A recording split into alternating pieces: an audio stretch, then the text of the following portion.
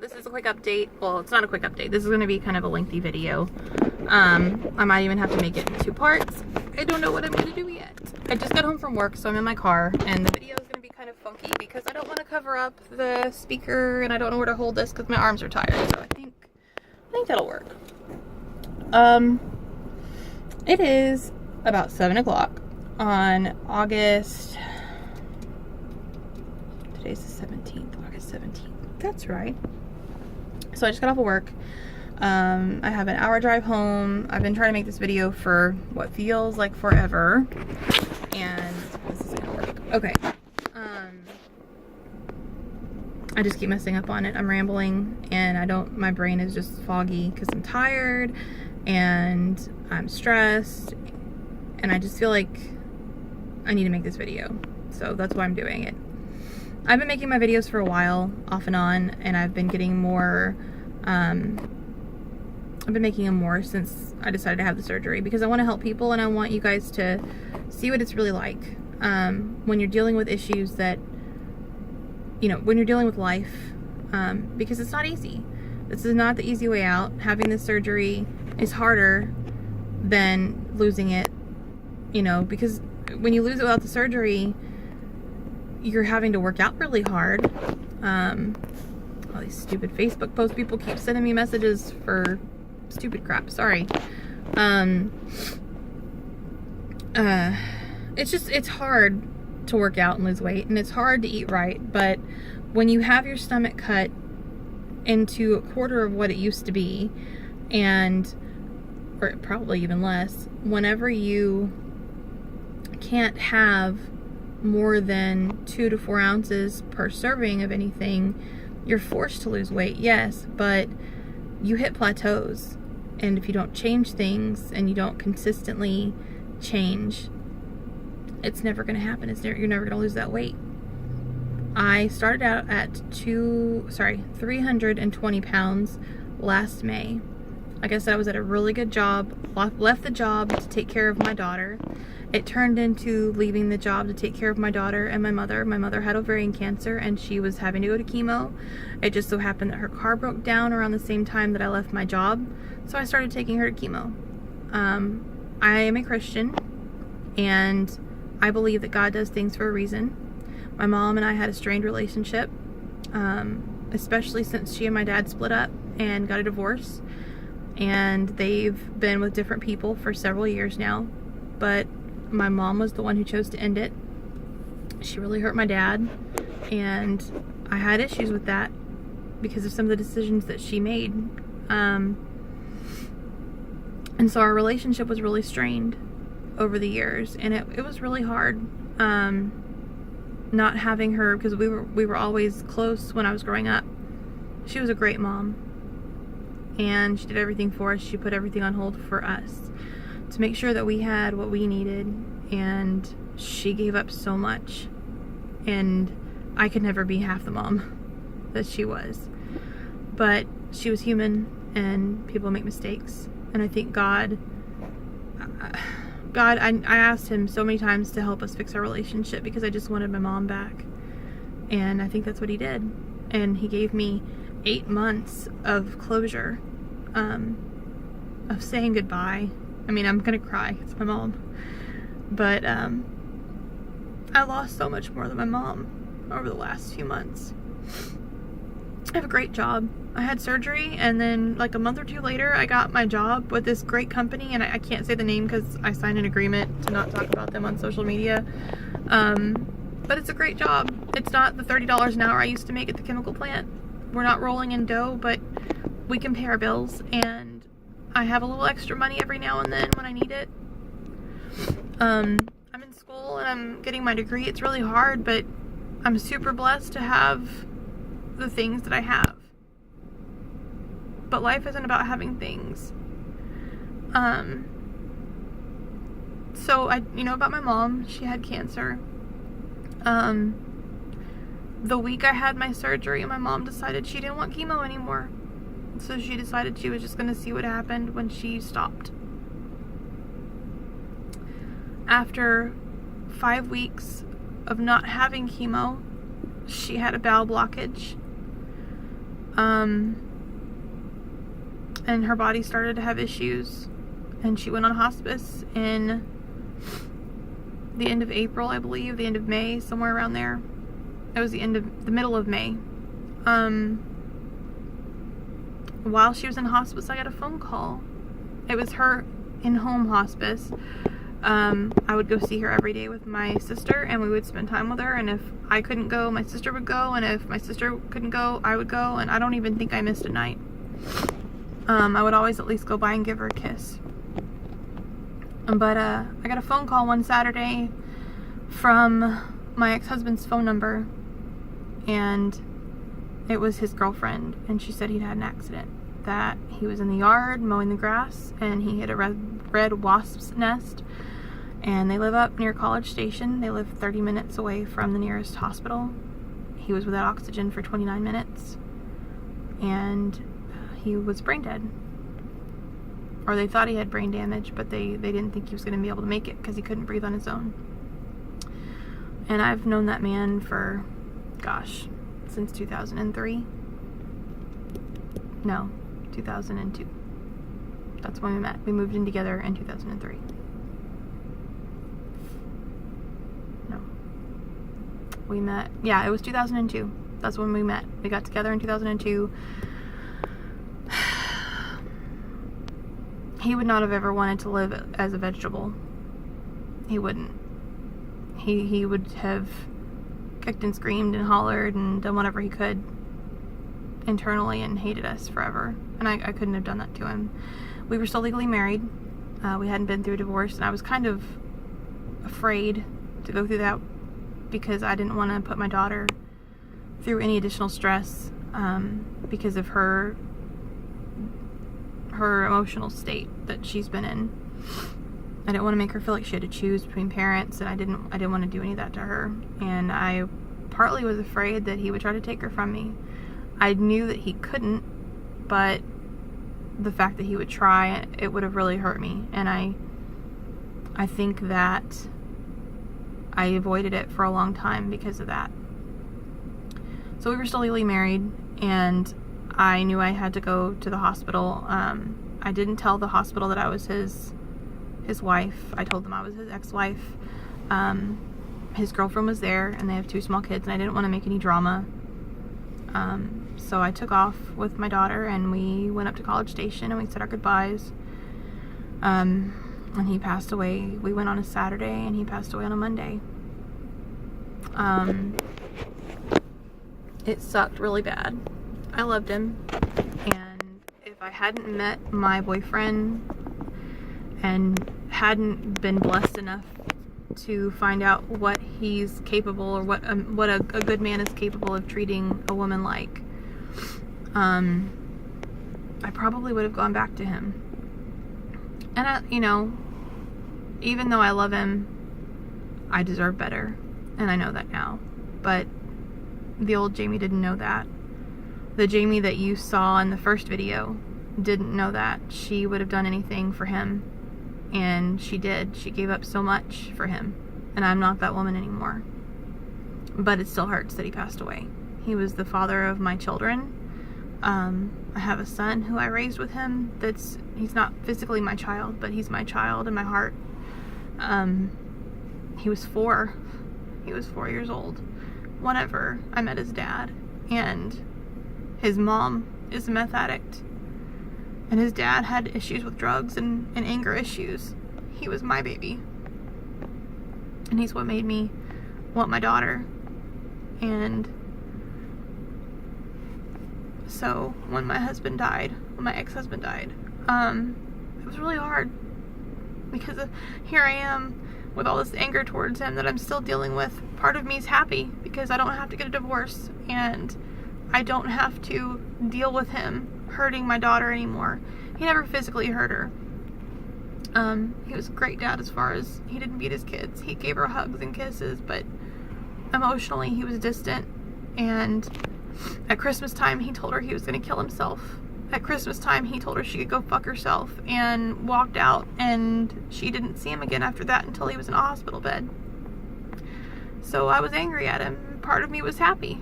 And I feel like a horrible person for feeling that way. Because I felt like, well, things are going to be easier now because he can help her more now than when he was alive. Because I can get Social Security for her and she will have what she needs.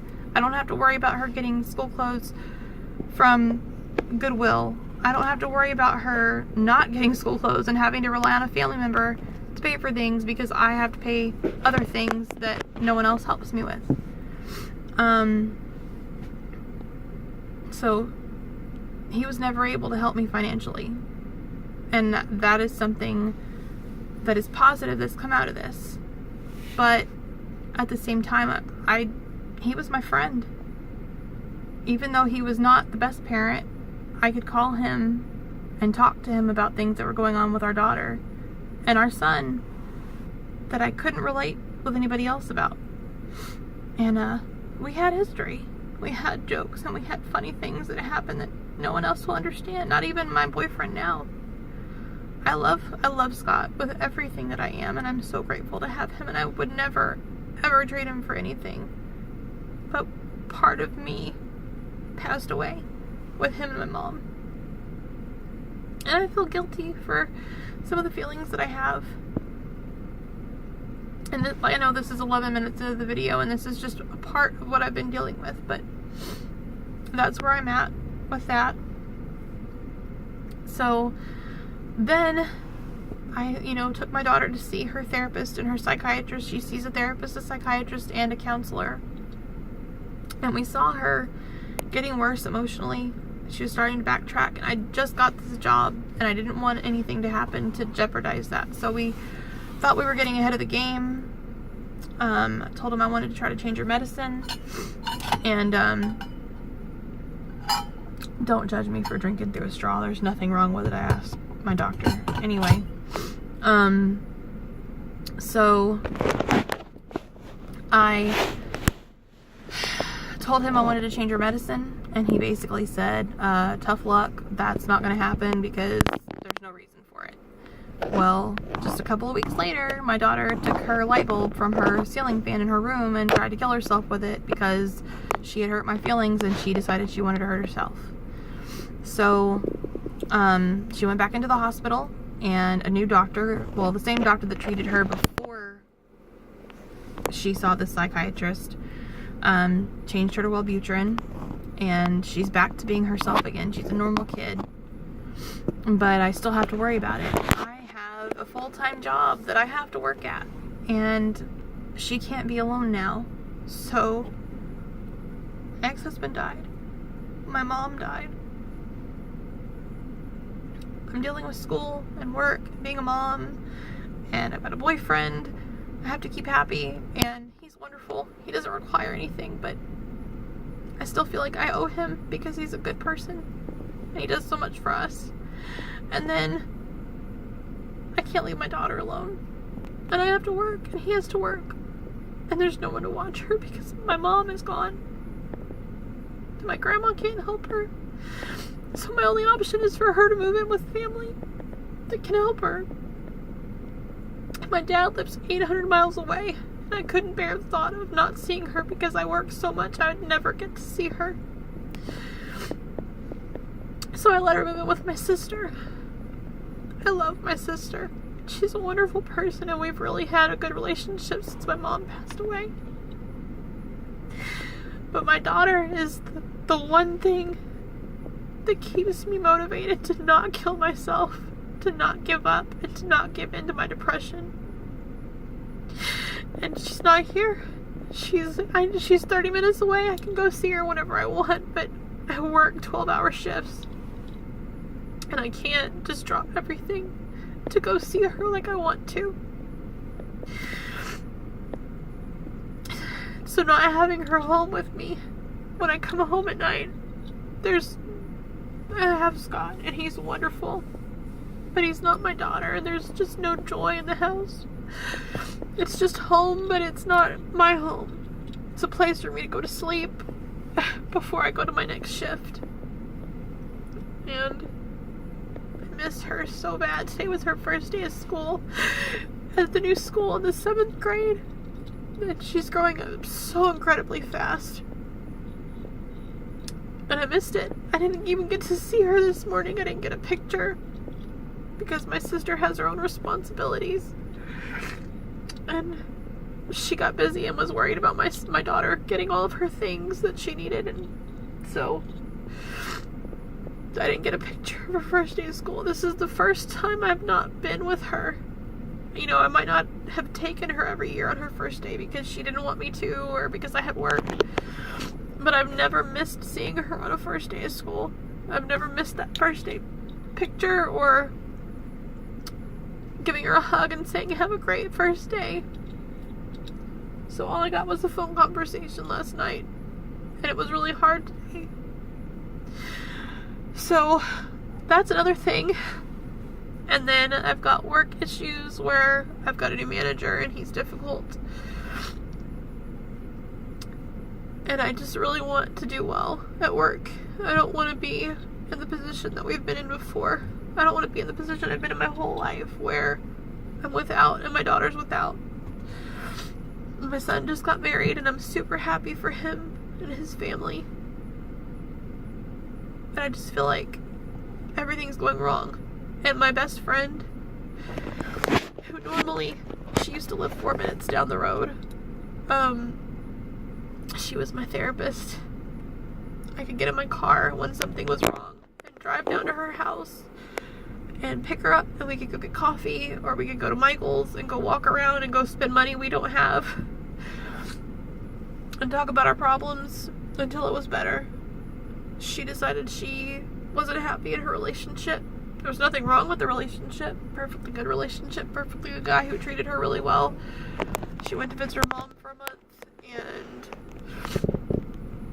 decided she didn't want to be with him anymore. And she came home and told me about it. And I told her, you know, I'm going to support you no matter what you do, but I don't agree with what you're doing. And, you know, it's a relationship. If she's not happy, I want her to be happy. But ultimately, I wanted her to just tell me what was going on and talk to me because I'm going to tell her what's going on with me. She's my best friend and I'm supposed to be hers. But, she went back to her mom's for a visit, which I knew she was going to do. And then she texted me. She didn't call me. She texted me and told me that she broke up with her boyfriend. And that she didn't come home. And I'm dealing with all this stuff. And I don't have her. And I can't just text her. And I can't just call her. It's not the same. It's not how our relationship has worked. She's lived there before. She moved to El Paso many years ago. And our relationship changed then. And she came home and everything was the same. And now she's gone again. So now I've lost my husband. My ex-husband. My mom. My daughter, technically. And now my best friend. So now I have my house. That's not mine. It's a rental. I have a house. That's not a home. I have my boyfriend who I love dearly. And that's it. I go to work, I come home and I do schoolwork. And I see him on occasion. We don't get very much time together because of our work schedules. In fact, I'm using precious time up right now just because I need to make this video. I had gotten down, that's the majority of everything that's going wrong right now. But, I decided that I needed to talk to somebody. So I signed up for like Doctor on Demand through my insurance. And I saw a psychiatrist for the first time in my life. Because I'd been suicidal. I didn't do anything and I'm not going to hurt myself. But thoughts are still there. And I've had antidepressants before, but they didn't work. And, they didn't work. And, I've never actually been to a therapist or a psychiatrist for myself. I've only been for my daughter. When I grew up, my dad didn't believe in depression. He still doesn't. I'm a Christian, and he's a Christian. But he believes that God, if we have enough faith in our hearts, and we have enough love for God, that he will fix it for us, and make our depression go away. But I know I have depression. That's not true. And me having depression doesn't mean that I don't love God enough, or that I don't have enough faith. Because believe me, if I'm still here, I have enough faith. Faith is the only thing that's brought me through what I've been through in the last, I don't know, in my whole life. Especially since I got with my ex-husband. Faith is the only thing that's kept me going all these years. And then God gave me my daughter as extra faith. So God made us with free will. And you may not be a Christian, and if you want to fast forward through this, I'm perfectly fine with that, but this is just my view. I believe God gave us free will because He wants us to come to Him as sinners and recognize that we are not perfect and that we need Him. But I also believe that because He gave us that free will, He's not going to go inside of our hearts and our brains and change that chemical makeup that makes us sad and makes us depressed and makes us want to kill ourselves. Because part of that is what brings us to Him. Part of that imbalance, part of wanting our lives to mean something, of needing our lives to mean something, that is what makes us need Him. And God is not going to just go inside of you and fix that. It's not like cancer where He can go in and cure it. It's not like a broken bone where He can heal you. God is going to send you to the people you need in your life, like doctors for your cancer treatment, like doctors for your broken bones, like doctors for your mental health. So I didn't get to go to a mental health doctor as a child because my dad didn't believe in it. He didn't know all of the things that I did and that I thought about doing to myself. Many of which I'll never talk to anybody else about. The only person I've ever spoken about it to is my husband, or not my husband, my boyfriend, my ex-husband. I never once told him anything.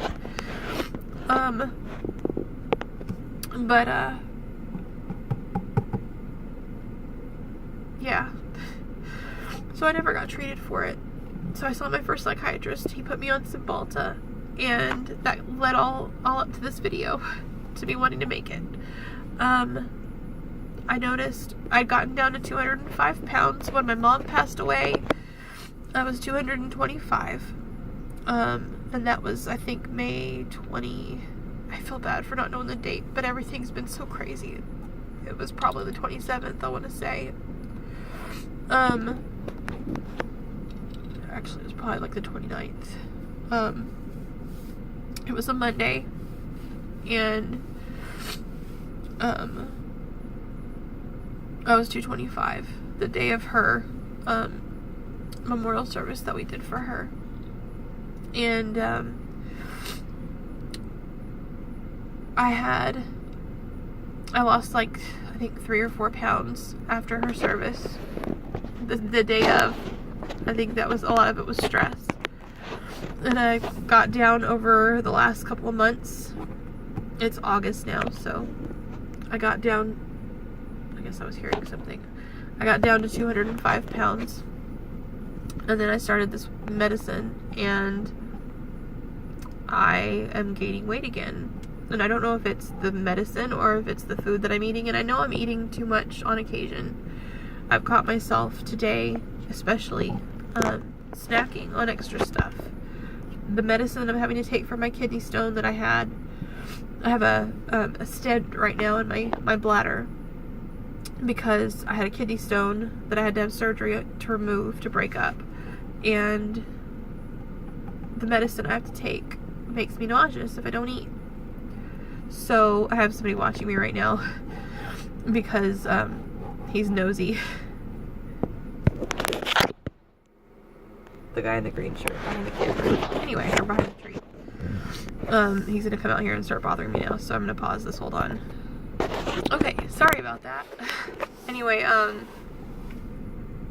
love him. He's so good to me. He's way too good to me. Anyway, so I had the surgery, but I still have the stent, and my doctor went out of town. Of all the things he could do, he says you have to have this stent, which really hurts badly. By the way, if you've never had one, He said you have to have it for 2 more weeks at least, and then we'll take it out. Well, he went out of town 2 weeks after I had my surgery, so I don't get to see him until Monday. So I've had my stent for another month. I go to work every day, and it feels like, not only does it feel like I'm peeing glass because I had kidney stones broken up in my kidneys, but I have this plastic metal like thing sticking in my ureter from my bladder and my kidney, and it's pulling on everything, and it hurts. It's so painful. It's the worst kind of pain. It feels like I have a really bad UTI. And for guys, I don't know if you know what that feels like, but for women, you know. Some of you, everybody, I think every woman's probably had a urinary tract infection at some time in her life, but it hurts a lot, and it hurts all the time. And so food is the one thing that I want to turn to, because I have a food addiction. And usually, yeah, my video is going to cut off. Usually the process of having surgery, you go to a psychiatrist and you get cleared and you have a nutritionist and all this stuff. I didn't have insurance. I went to Mexico for my surgery, and I didn't have money for aftercare until now. And that's going to lead to part 2 of my video of what's been going on with my weight. Anyway, to make a long story short, I'm probably not going to do a part 2 because I don't feel like making this video again. I'm going to do a 10-day pouch reset and see what it does, see if it helps me to restart anything, but I'm really ashamed of myself for backtracking. I've been not eating too much, but I'm still overeating. I've made excuses for myself. I've started eating carbs again, which is fine. I don't see anything wrong with that. It's the amount of carbs. It's the fact that I'm eating carbs every single day, multiple times a day. I'm not just stopping and getting a Whataburger and having a quarter of the burger and stopping. I'm getting the Whataburger and eating a quarter of the Whataburger, and then I'll have a granola bar, which has 32 grams of carb in it. And then I'll have trail mix, which I don't even know how many grams of carbs are in that because I've never seen the package because my husband breaks it up, or sorry, my boyfriend breaks it up for himself for lunch, so I don't see the nutritional value information on it. I just feel like I'm off track again, and I want to get back on track. And so, yeah. So if you're thinking about having this surgery, there's nothing wrong with it. It is the best decision I ever made. I went from a size 26, 28 to a size 14, 16 in 5 months. And that's amazing to me, and I'm so proud of myself. And I'm not belittling or diminishing the amount of work that I've done, because it's incredible what I've done for myself. And I'm really proud, but at the same time, I feel like I'm letting myself down again. I've lost so many people in my life just in a very short time, and I don't know what to do. I have the best boyfriend in the world, but he can't be my best friend because we have to separate that a little bit. He can be my person, all he wants, but it's not the same as replacing my best friend.